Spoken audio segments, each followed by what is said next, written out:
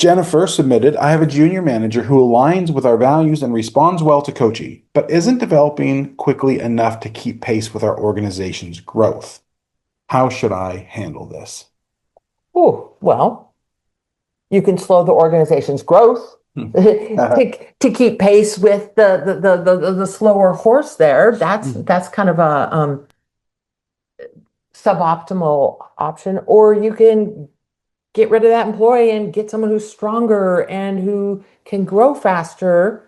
But that has consequences on the team, and there's startup consequences to Yep. that. So, like, I think this is a wonderful question, which is how do you, as a leader, ensure that people on your team are growing as fast as the needs of the business Mhm. or the pace of the business growth? I think this is one where we have to say, why isn't that person growing? And it might be because they don't want to grow. It might be that they're not picking up on things, but it might be that we're protecting them from growing, Mhm. that we're doing the heavy lifting. And so we're growing, or a few superstars on the team or impact players on the team are growing and keeping pace, but other people have been shielded Mhm. from difficulty. And so it's a failure to thrive situation. And I think we have to look at our own culpability as a leader. Like, what am I protecting them from? And this might be one where if you want people to step up, like you need to stop protecting them and you need to expose them to danger in Yeah. reasonable doses, Yeah. inoculate them so that they can thrive and grow.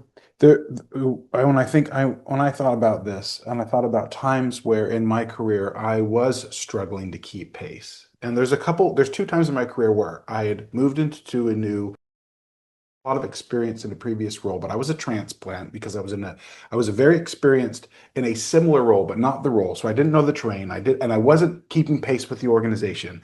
And my leader was very frustrated with my the speed that I was growing at. And he shared it with me a lot that I just wasn't keeping pace. And you can imagine, you know how that is, right? When you just know you know how far This has back. happened to me in a critical time as well. And so now you're bearing two burdens. You're bearing the burden of just keeping up and knowing that people are thinking that you are a laggard.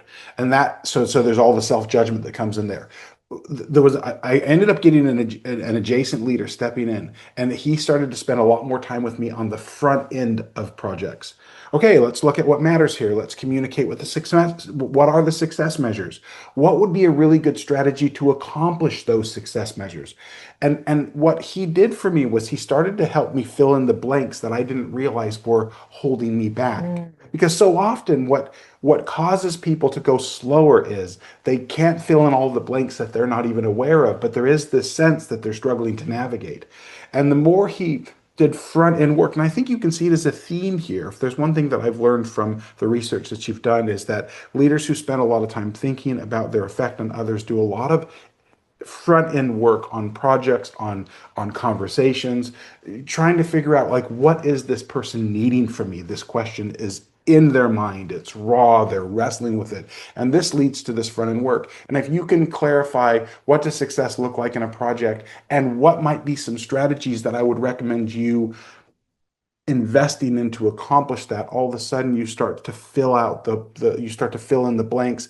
And then I started to speed up in this scenario. I really was accelerating because I was able to move quicker with the information that I didn't know I was missing. It's like a prerequisite. It's like, what information does this person need to be able to keep pace? Hmm. Another practice, and maybe this is our final thing, is it's getting close to or past time to wrap up, is to remember something I've learned hiking with our family is that when you had a laggard in the back, my son Joshua, there's a little age gap between the older and the youngest, is I found that when we took the slow one in the back who was struggling, and instead we made him the leader, not only did we all move at a more consistent pace, we all moved at a faster pace because when he was put in a leadership role, he started to like move quicker and Hmm. want to be out ahead of the team. And so sometimes if you want someone to move faster,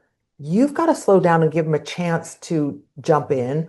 or give them a critical leadership role Mhm. that forces them to learn and grow, maybe put them into a more rookie space where their learning is accelerated. Yeah.